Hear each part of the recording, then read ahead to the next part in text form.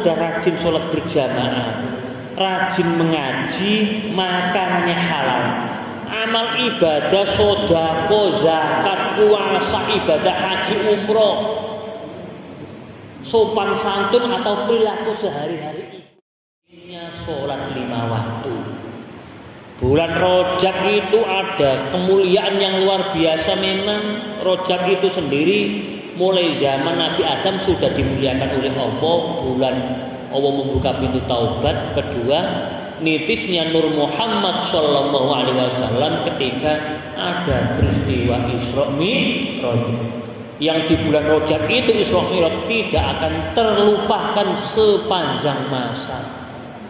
Sampai kita di akhirat akan membanggakan peristiwa Isra Mi'raj. Keterangannya tidak hanya sampai hari kiamat, sampai kita menghadap Allah. Yang paling kita banggakan ibadah setelah syahadat adalah sholat 5 waktu. Ono poso, ono haji liyane manut, sholat 5 waktu. Umpama gini, ada orang, katakanlah ya, haji berkali-kali, tapi dia sering meninggalkan sholat tidak dibayar. Masuk surga sulit kalau nggak cepat taubat dia. Ancaman orang nggak sholat itu luar biasa.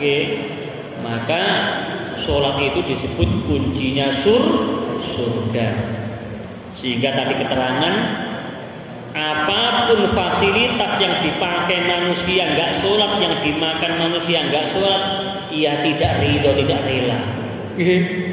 Ia mengatakan keburukan kepada orang-orang yang tidak mau sholat. Rumah juga gitu, kata rumah, oh kamu nggak mau sholat, kalau kamu keluar dari aku, kata rumah, semoga kamu tidak diberi keselamatan oleh Allah, semoga kamu tidak kembali.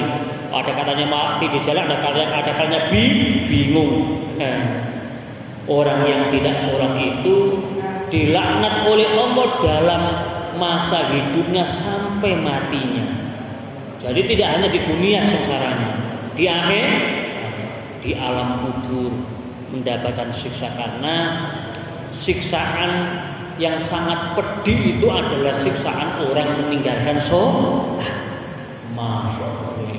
Kalau kita menerangkan hadis mulai zaman dahulu, orang yang meninggalkan sholat itu siksaannya paling mengerikan.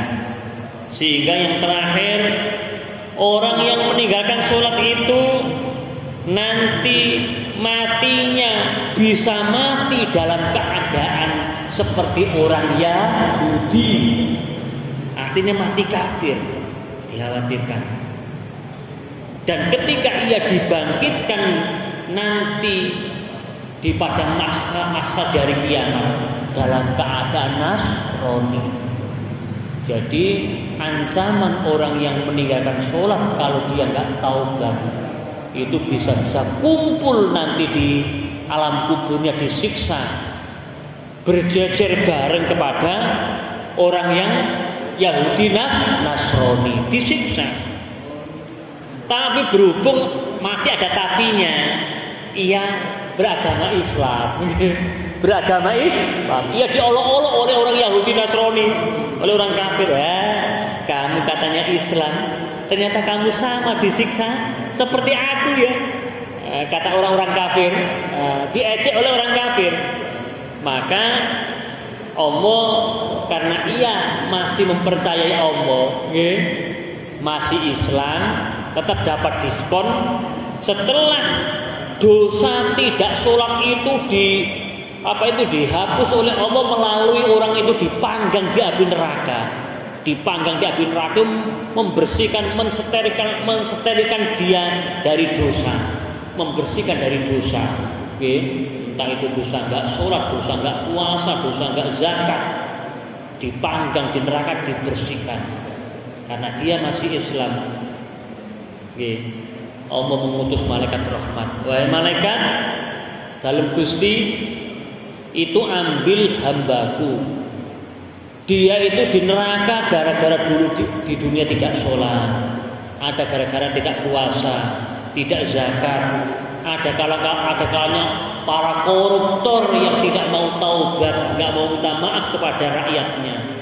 Berhubung dia Islam, tetap tidak sama dengan orang kafir. Orang kafir di neraka selamanya. Tetapi kalau ia itu masih Islam, ambillah, entas, ambillah masuk surga.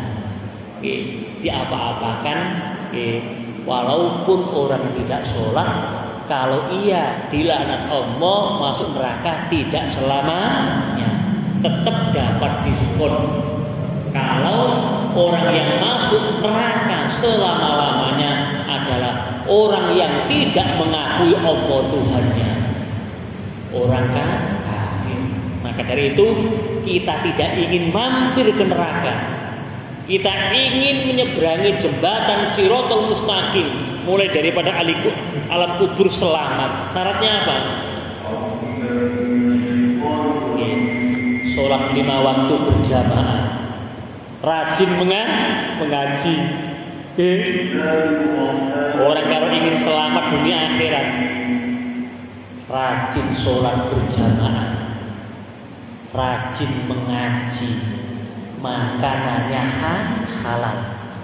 Kalau orang sudah rajin sholat berjamaah, rajin mengaji, makanannya halal, amal ibadah, sodako, zakat, puasa, ibadah haji, umroh, sopan santun atau perilaku sehari-hari ikut, maka sabda Nabi Agung Muhammad SAW, inti kalau orang ingin selamat dunia akhirat, bejo dunia akhir, minimal 3 hal ini kerjakan. Makanannya halal, sholatnya berjamaah,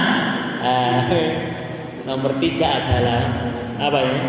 Dia itu rajin mengaji. Hanya rajin sholat, malas mengaji, ia akan diuji oleh yang lainnya. Karena pengontrol jiwa raga kita adalah mengaji, sholat berjamaah, makanannya halal. 3 itu kita pegang, akan beruntung dunia akhirat.